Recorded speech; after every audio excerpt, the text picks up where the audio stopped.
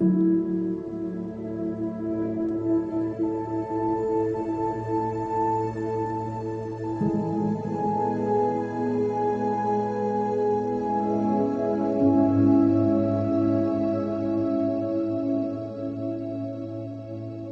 fishing industry in Newlyn is hugely varied. By volume, it's one of the biggest ports in the country. It ranges from small scale, kind of one-man, more artisan fishing, where you've got people going out for just the night and landing their fish daily, which is amazing quality. That's the kind of stuff we'd be looking for because it's only 24 hours at sea at most, and someone's eating it that day or the next day. The other side to here, which I think hugely contributes to its character, is the more industrial side of things, and Newlyn is quite real in that sense, and I think is what that scale of the industry has allowed it to hold on to that identity as a fishing town. It's not become just for tourists, and it's not a postcard. It's, you know, it's a real working place with all the characters and everything that make that up, and that more industrial size scale fishing is really what allows that to happen and what preserves the character here.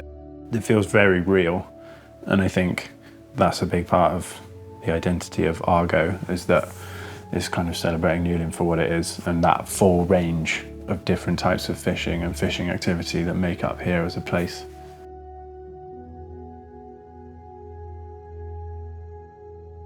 Forgotten Fish is a nose-to-tail wholesale supplier that specialises in taking all the kind of waste product, byproduct from the fishing industry and the processing industry, and getting that into chefs and kitchens with the idea of reducing waste across the industry.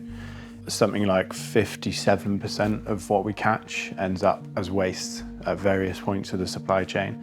So you get discards at sea through unwanted catch or not having quota for fish. You then get things gutted and processed at sea. And then 35% of what we catch becomes waste at the point of processing. So in this country, we prefer fillets and neatly packaged bits of perfect white fish flesh. But what that leaves behind is a lot of what I think are the best bits: delicacies, cheeks, heads, collars, throats, things like this. You see in kind of other food cultures around the world where they've got a different sort of approach to fish and using the whole animal. Hake throats are a big part of what I've done and what I've sold through Forgotten Fish in the past, and now a big part of Argoe. I've also just recently started cutting the collars. Hake's a hugely sustainable fish. There's a really good hake fishery in the southwest that's really well regulated. It's got MSC certification, but we predominantly fillet it and throw the rest away.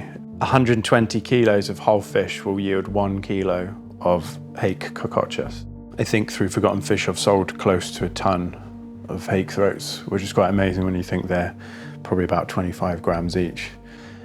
For me, there's a huge focus on putting the fish on the plate that we see in our nets. There's a huge diversity of fish caught off the Cornish coast because of where we're situated out on the peninsula. So we'll land into Newlyn somewhere between 35 and 40 different species of fish. And when you look at that compared to our eating habits, there's clearly something a little bit wrong there. You know, we're eating mainly 5 species, some of which aren't even landed in our ports and we're importing. So I guess what we're trying to do is, on any given day, we might have 10 different fish on the menu. So I want to reflect the diversity that's in our waters and in our fisheries on our menus, rather than saying we should be eating this one fish or we shouldn't be eating this.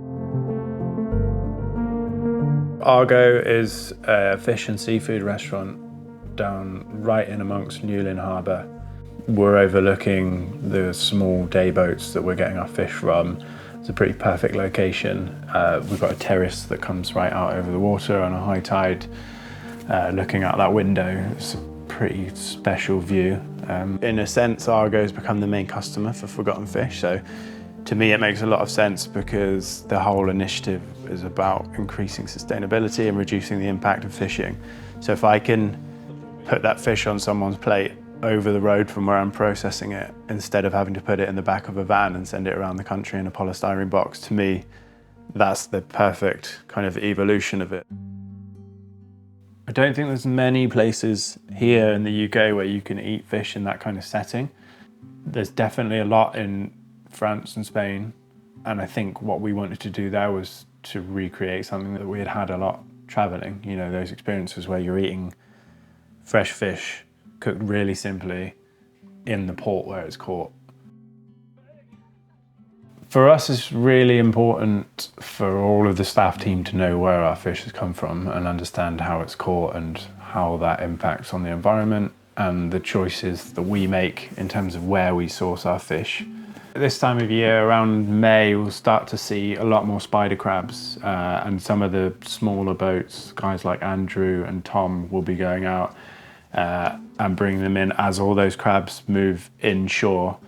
They're in huge numbers, so they're really abundant at this time of year. So taking them from these small one-man boats is a really great way to source that kind of stuff. And they're really underrated here. A massive percentage of what we catch gets exported to France and Spain, where they're much more appreciated. But maybe because of the name, maybe because of how they look, they've always been undervalued in the UK. In the past, they would have just been thrown away.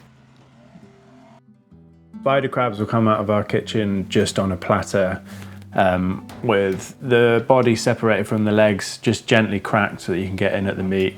All the brown meat from the head and the more sort of liquidy stuff, which I guess is sort of the offal of the crab, but is where all the flavour is, which would really often be thrown away. But if you see people enjoying it on the continent, that will always be part of the dish. And the combination of that white, fresh white meat, the sweetness of that with the really deep flavour and the kind of salty sea taste of that brown meat with a bit of bread is, I think, the only way to eat a spider crab.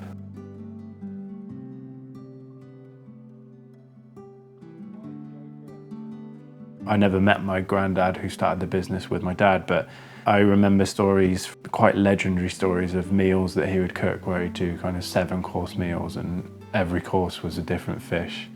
And like that's quite a romantic vision for me to have. It's like a bit of an inspiration in terms of cooking and a bit of excess and just really kind of going to town on creating incredible food and bringing people around a table to eat it together. The dynamic of Newlyn it feels quite positive, even though obviously the sort of heyday of fishing probably passed, but there's still a thriving industry here. Newlyn's still alive and, you know, industrious, and that's why it makes sense to have a restaurant here to be right in amongst that.